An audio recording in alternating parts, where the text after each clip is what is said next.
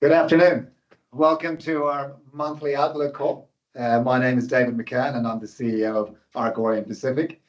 Next to me, I've got Regina Ho, who runs our private office. And on screen there, Gary, the man of the moment, is Gary, who runs the global CIO office based in the UAE. So this is a webinar. It'll take 45, 50 minutes. We have a simple Q&A at the end of it. So if you'd like to put your hand up or enter the question into the Q&A box, please do so. Gary, you've had a pretty quiet couple of days. Before you get into your presentation, and we've had a couple of questions, I just want to sort of paraphrase a quote from Jason Furman, the professor of economics and national economic advisor under Obama. He's saying that the tragedy of Donald Trump is that he's basically doing what few presidents had the courage to do, taking short-term pain for long-term gain, but in a very transparent fashion. Where's your thoughts on that? And how does this look for Liberation Day? I'm somewhat sympathetic to the general gist of what he's putting across, that someone's got the courage to change things when there's a crisis. He's fighting the wrong crisis with the wrong policies.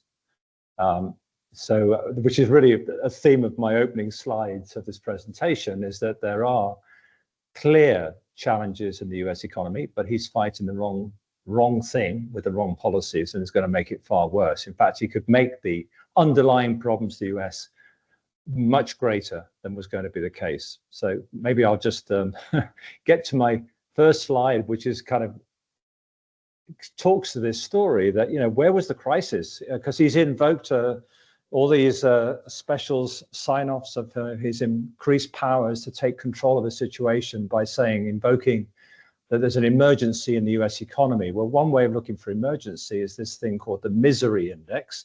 The lower it is, the less miserable.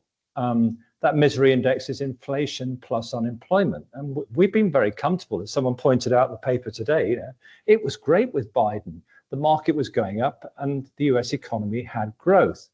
And that's not the case today. So yeah, but Gary, the foreign leaders have stolen the jobs and ransacked the factories, right? You've got to take a serious look at this. I'll try to stop laughing and get on with the presentation. I'll come on to that one because, you know, that is just a complete fallacy, or a good scale fallacy. But, you know, what he's done, of course, is he's set off a chain reaction of negativity in the markets as they try to scramble to understand what this new regime is going to look like. So just for effect, I've just colored the stuff that's red. But, you know, there's very few equity markets that have been left untouched. Only China over 12 months is still up, and up a good handsome 20%.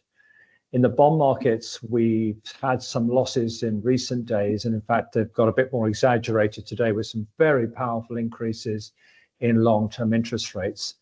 So I would make one point about portfolio theory: 50% bonds, 50% equities, you know, and unfortunately, a lot of people's asset allocation have moved to an extreme of 80% equities, because only equities ever go up.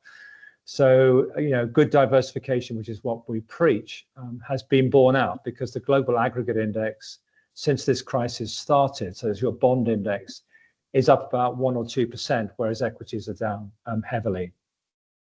The big asset class that we've been liked for some time is gold, still up very powerfully, up close to 30% over the last 12 months.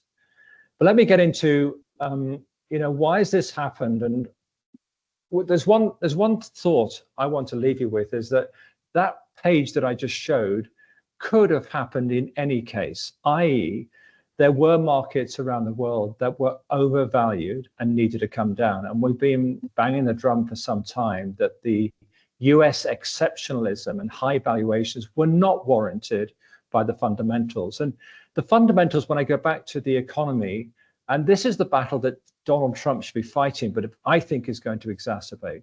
He should be fighting the problem of government debt to GDP, which is at 120%. You don't fight that number by reducing your growth rate. You don't fight that number by creating an inflation environment where long-term interest rates rise. The second problem, of course, is that we've had a ballooning government budget deficit. Biden's Inflation Reduction Act massively increased government spending such that the deficit still is somewhere between 5 and 10% of GDP. Now, again, whilst Doge and other entities out there in the administration are trying to cut spending, they're doing it in such a ham-fisted way that they end up with less productivity, more dysfunctional government, but with modest cuts in spending. And I think to date, the numbers only stack up to about $100 billion of saving over an extended period of time. So let me now just turn to trade and what I call the nonsense. The issue here is that there's various equations that have been put up, which I won't get into, but I think you've heard enough of on the TV about how that really was a nonsense way of trying to calculate what the effective tariff should be going forward. But I'm just going to make some much more simpler points. Firstly, the reason that the US runs a deficit on trade of goods and services is that the US uses the credit of the rest of the world. So it's like taking a credit card from a bank and then going out and copiously spending on all sorts of things. So 70% of US GDP is consumption. In Germany, it's 50%. The net savings rate in the US is 3.7. In Germany, it's 12%. So the US doesn't start in a good place. And then the next, go ahead, David. I was going to say, how do they get out of that position though? Well, they don't need to, because if there was a massive imbalance there, the currency would weaken, and it's not weakening.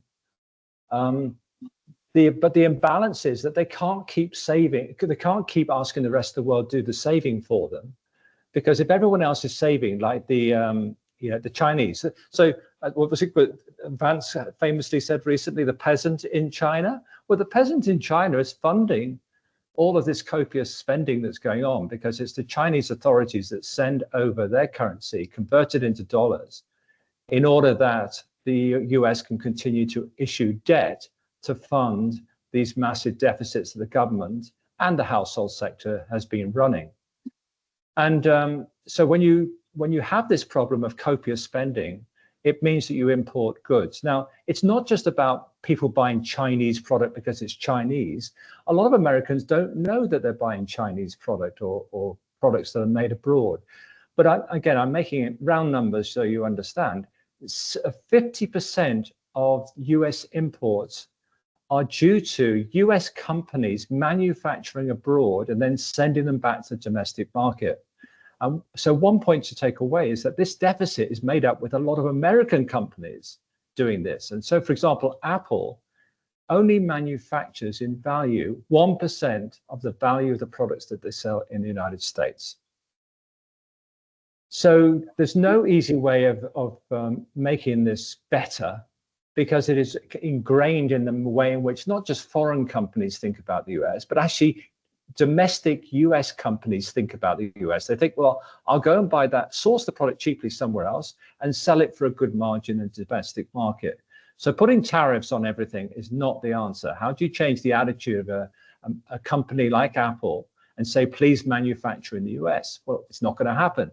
It was on TV last night that if Apple manufactures in the US, a product will cost, an Apple phone will cost $3,500 and not the $1,000. I saw today that a Nike sneaker manufactured in the US is still going to be more expensive than one in Indonesia, China, plus tariffs. Yeah, exactly. So as I said, I don't see that this policy, we started by saying, are there policies, so really good actions that he's going to take to solve the problems of the US? This is not solving problems, it's creating more. So let me move forward just to the auto industry, which has again been the focus of a lot of this tariff talk. But if you look at the companies in the US that manufacture cars or autos, only 30 to 40% of that has a US content. Again, it's just an assembly line as opposed to manufacturing those components. Why do they do that? In order to keep the price down. Secondly, I think the US has largely given up on this auto industry for the future. The future of the auto industry is EV. And of course, it's like the way that plastic straws were reintroduced by Trump. His government are not interested. And yet, so the total car pool of EVs in China is 20 million, as opposed to 4 in the US. So understandably, China will have a significant edge. And although everyone talks about Tesla's product development in just the autos and the EV space has led to only 4 or 5 new models since 2020, whereas BYD have 130, which is the graphic on the right there. So a much more vibrant auto industry and understandable global leadership has developed in China. So when I take all this trade stuff, what does it mean for real GDP numbers at the moment? Well, in the middle of the page here, you'll see some relatively low numbers at the top there, which and I'm going to just concentrate on the line marked real GDP Q on Q. So this is a quarterly path for growth in the US through this year as these economists have absorbed what's taken place. And these numbers have come down from around about 2 to the 1s. The reason that the first quarter is very weak is that companies imported huge amounts of product in the first quarter, and that diminishes the growth rate of the United States as an importer and not an export. So, but by and large, you're looking at growth numbers now which are in the 1 to 1.5% range, and not in the 2 to 2.5% that the economists would like to have had. And the second point is, and I think this is at the moment, I have to say I totally disagree with some of these forecasts, is that the inflation that the economists have moved to is somewhere between 2.3 and 2.6, and now numbers are touching 3. But if you actually look at the scale of the tariffs and you think about second round effects, these numbers could easily be touching 5. It's just that economists don't like changing numbers that dramatically. So I would say keep in the back of your mind a 5% handle on inflation sometime this year, as opposed to the 3 number that you see on your page today.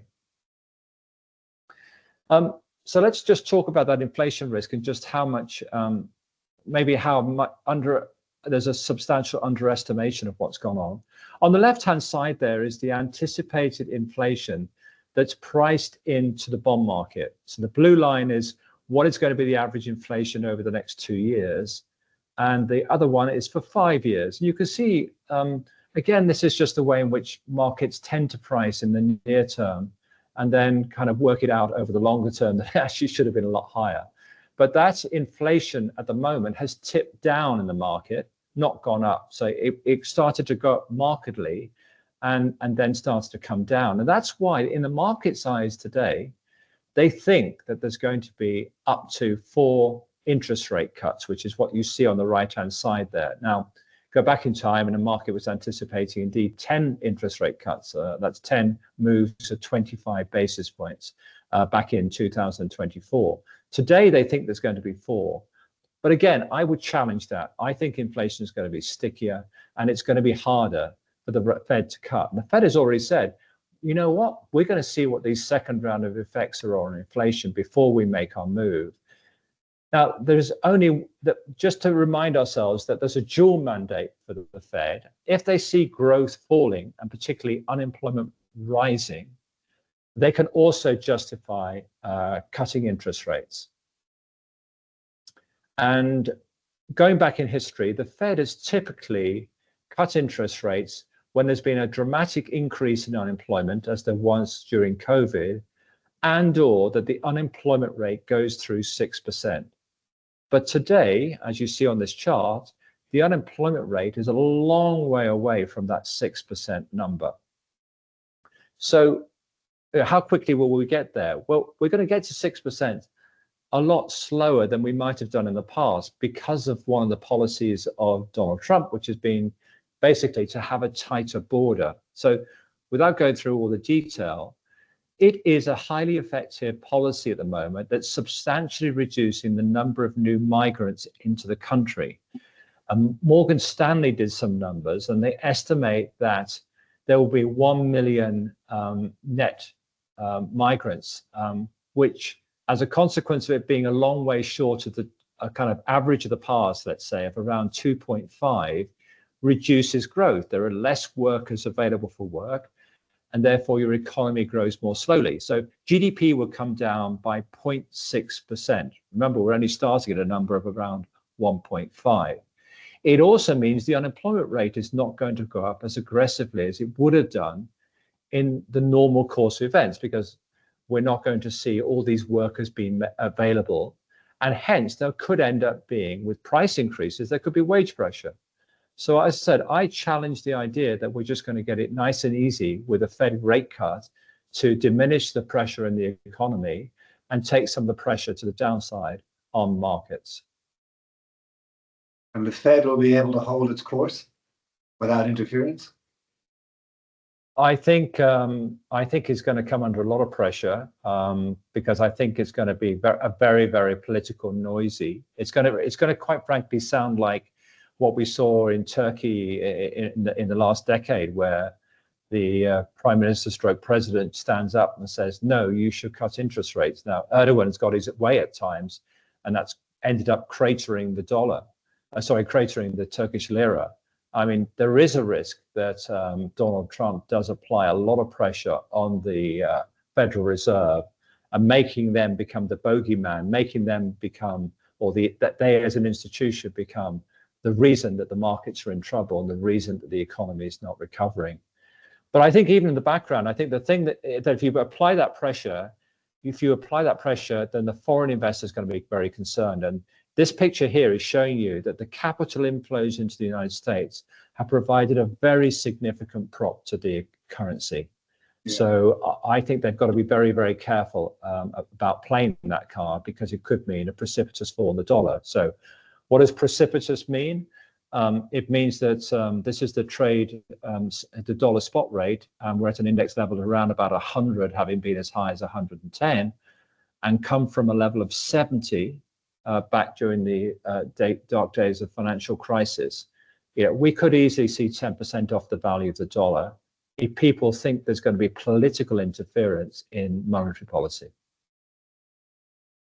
I wonder if he's got a family member like Oradon to put in front of the central bank, Federal Reserve. Well, there's in fact one of my latest slides, but let me just talk about that at this point. There's, in fact, maybe I just go to the slide here. There is this book by Ron Paul, which is called End the Fed, saying that it's failed the economy. Again, a lot of pushback on the statements being made in that book. But if you look at Project 25, which is this very large, very readable document, which he was in denial about, but the interference there, the attitude in there is that the Fed's got it all wrong and needs to be taken under the control of the president. Now, when people say he can't interfere or he can't do this, he can't appoint, he can't do whatever, he does have to promote someone to be the next Fed chairman. But it's up to the board to vote that. But Donald Trump being Donald Trump, I wouldn't rule it out that in essence he just says, well, I'm going to do it anyway. So that's just, again, another factor that the market may have to come on to be concerned about. But let me just push it along again, because we're about 20 minutes through, and I want to get to the equity markets and give you some perspective on what's happening here. And I'll also end my section by saying, what is the downside risk, or let's put it more positively, at what point do you buy? Firstly, I just want to make the point, and we've made this for some time now with the colleagues at AOP, that I just thought that exceptionalism was dead in the US, that we were at the peak of its powers and we had to come down. So to put one number on that, the blue line is the total weighting of the US equity market in the global index, taken back over the last decades. And we came from 70% in 1969, went as low as 30% in 1987, and today we're back at 70%. And a lot of that more recent 70% has been very, very focused on the tech sector. Again, truly exceptional, but it requires you to be exceptionally good at delivering on your promises. High valuations need high growth rates. If you don't deliver on that, your valuation comes down, the weighting in global equities will come down. The other point that's made about this thing of exceptionalism is that it was truly extraordinary, the valuation that the US got onto relative to Europe. And this shows here the ratio of the the US PE multiple relative to Europe. And again, these things go through cycles, but we had a period from 2015 onwards where the line was just rising higher. Now, while everyone beats up on Europe, it really wasn't that bad. They've got some incredibly good international companies that were generating good returns and good profits. Indeed, if you took out the performance of NVIDIA from the S&P 500 to the end of last year on a window going back 3 years, the European equity market outperformed the S&P if you remove the performance of NVIDIA. So I again strongly believe that the US is going to get derated here. And one reason it should get derated is the following slide, is that it's got out of whack by a long way with corporate profits. So the level of corporate profits is the orange line. The level of the market is the blue line. And where you get this large gap, it's because the market is being put on a higher P valuation. Now, there has been a correction, but where there hasn't yet been a correction is on the forecast for corporate profits. So the reason the line goes vertical every year is that you get a set of numbers now for the next calendar year.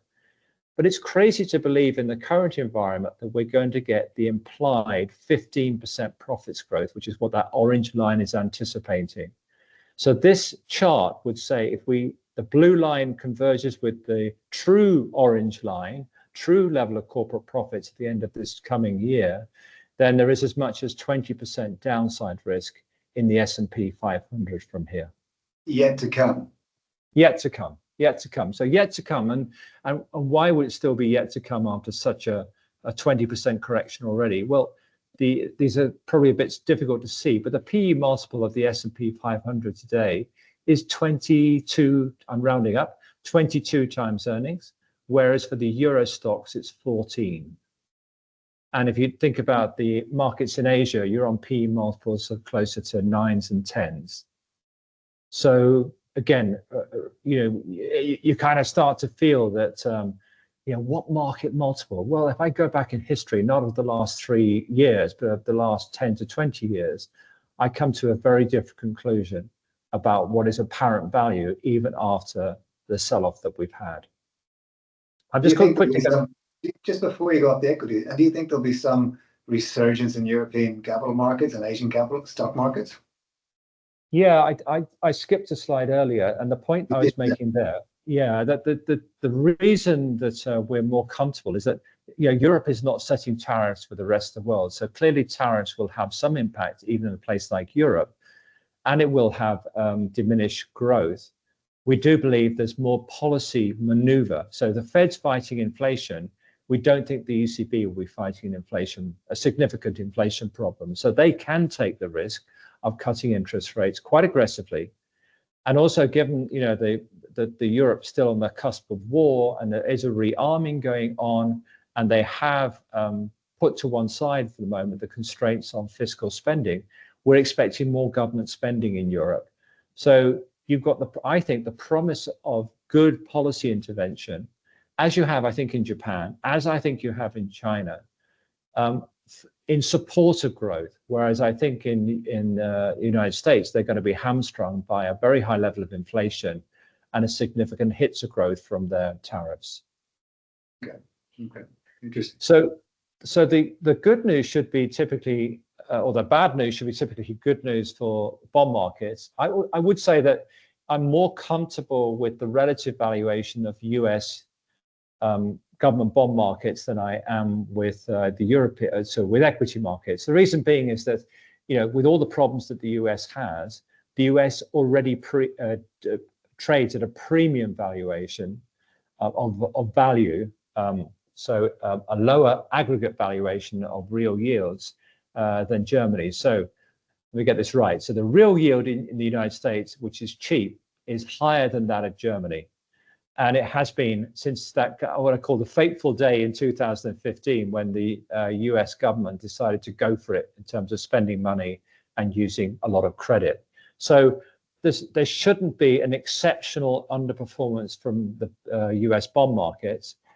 But I am worried at the moment about one thing, which is financial sector risk. I hope that we would find our way through this crisis without this happening, but we are getting some signals. These are the things that worry me.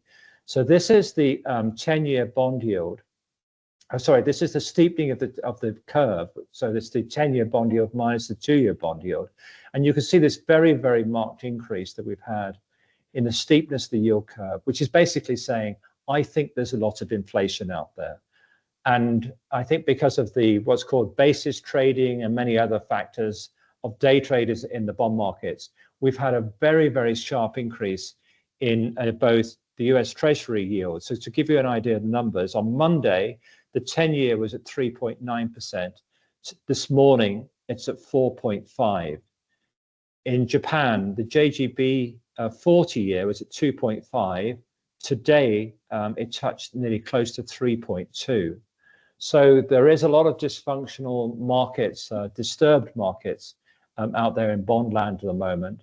And at the moment, it means that there's a lot of downward pressure on short-term interest rates because people think central banks will cut. And there's this marked steepening of yield curves with higher long-term. So just a few passing comments, and these are easy ones. I'd be very careful about high yield. These are companies that have got bloated debt on their balance sheets. They're not in such bad shape, but I do think that the spreads could go out still further by another 100 or 200 basis points. I say gold has no competition as a safe asset, and whilst there's a temptation for people to take profits, or if they get called to sell something to back some margin position they have in the market, they might sell gold because it's the only thing that's kind of gone up. But I do think that if it falls below 3,000, we will be back above 3,000 in pretty short order. Just interesting there, and again, not here to push products, but it's interesting that, and I've spoken to Regina about this in recent times, that these things were only just coming through as markets got into trouble. But there are ways of putting option strategies into portfolios, either through a mutual fund or in terms of the way you can trade options from time to time. But this is an interesting product that these guys I've been tracking for the past 5 years. And you can see this very, very marked improvement in what's called a product out of Spain, as opposed to the equity market. So the yellow line is the S&P 500. The other one is a protected S&P 500 position. So a massive 10 or 15 percentage points outperformance as this crisis has taken hold. So I'm just going to finish because I'd like to hear some questions, but just to finish with just some themes about the big structural shifts happening. The US as a heart and soul of a good citizen in a global economy that it leads, I think is finished. I think it's finished because it's not just about one policy statement. It's about a regime in the White House now that has 4 years to run, and on its first test has come up woefully short. I do think that means that the exceptionalism of substantially much better investment environment in the US relative to the rest of the world, that's broken. I do think countries will now have to think about who they really truly want to be friends with and who they're more open to trading with. And I think that works to the benefit of the Indias and Chinas going forward. I do think that the world will get more dysfunctional in terms of supply line to commodities. So commodities that were a small fraction of portfolios, I think go back to the 10 to 15% that we've had in the past. And the final point I'd make is that when you're thinking about things that you buy for longer term with this rather dysfunctional world, investors will be looking for secure income, either in dividends, high dividend yield, or strong dividend growth, high income from debt. And I think that particularly lends itself to private debt markets where you don't have the same mark-to-market problems that we're getting in the markets today. And also you've got proven business track records of yields of 7, 8, 9%. So I did promise to answer a question. It's my own question: is where is the bottom? So a couple of charts here. Left-hand side, downside risk on the S&P 500, 25%. P multiple targeting, 16 times earnings. as opposed to the 20 plus that we have today. And I am worried about US treasuries. It could go horribly wrong here. At times in the past, where we've had an inflation rate, say close to 4%, we have had a 6% bond yield. Today, the bond yield is closer to the 3.5% to 4% trading range we're in. But that will be the shocker to the market if we get back to 6%. But it's like, if I talk about equities, it's going back to the 2005 period for our PE multiple. When you're talking about the bond yield, you're talking about an environment of inflation. And quite frankly, the last time we saw real inflation persisting in the world was during the 1990s. And at that time, US 10-year Treasury was 6%. Back to you, David. Very good, Gary. We do have a lot of questions. Before I go into a couple of comments, I think like private credit is scary because a lot of those businesses are going to find their whole world has changed as well. Gary, I guess families in your region, in the UAE, and you deal with some pretty large family groups. I mean, they've always been always made comments that US policy is fickle and they didn't like being married to the dollar. What are they thinking today? What are your conversations with those families having today? Yeah, I think what it's going to reinforce is a geographical diversification that we've been seeing. So, for example, there was a massive delegation from the Abu Dhabi government to India in just the last few days, talking about opening up all sorts of trade routes. And, and also this part of the world is saying, we're open for business. We don't have tariffs. We're good citizens and we get on with a lot of people. So I think we've seen some unwind of commercial real estate. We've seen unwind of US Treasury positions. We're seeing, I think now, a more accelerated selling off of the big tech names that people have had in the past, because a lot of what Donald Trump's doing here, as we've seen with Apple in particular, has already led to a cratering of that. And quite frankly, Tesla's in trouble as well. So I think there will be a general drop in risk appetite. There will be more allocation to private markets, looking to invest in businesses that are doing business with countries that are more open for business and are more substantially turning to the east. Very good. Regina, I'd kind of pose the same question to you, dealing with families here in Asia. What are you saying? We're seeing a fair bit of unwinds in the private banking space. My question also is to Gary. I mean, we've always talked about strategic asset allocation, diversification. You've long said that we should look beyond the US. How have the Asian clients also have been positioning based on your advice? How portfolio's been performing? To be honest, okay. So what battles have I won over the last 12 months? Well, first one I won was to get people to sell their technology weighting down at the beginning of this year.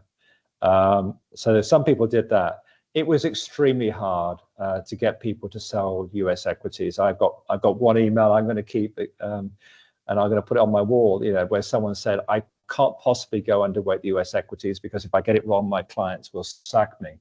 And that, unfortunately, has been part of the attitude. But I think what there has been a better diversification in the bond market. So again, our argument was, please move away from the treasury market because we expect it at potentially higher yields, but also more volatility, and use the private credit instruments and other alternative assets, such as selective hedge funds, as a better way of trying to get that kind of solid portfolio return, as opposed to just having used US treasuries or government bond markets.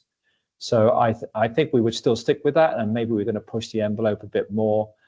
One last thought is I've been waiting for about 15 years to go back to a mantra I had a long while back when I was at JP Morgan running the multi-asset portfolios, that we should be investing by sector. And if you look at what's emerged from this mess, is that people are much clearer as to which sectors will be okay here. So we've seen some good money, for example, overnight go into some of the healthcare stocks, some of the utility companies, some of the infrastructure plays.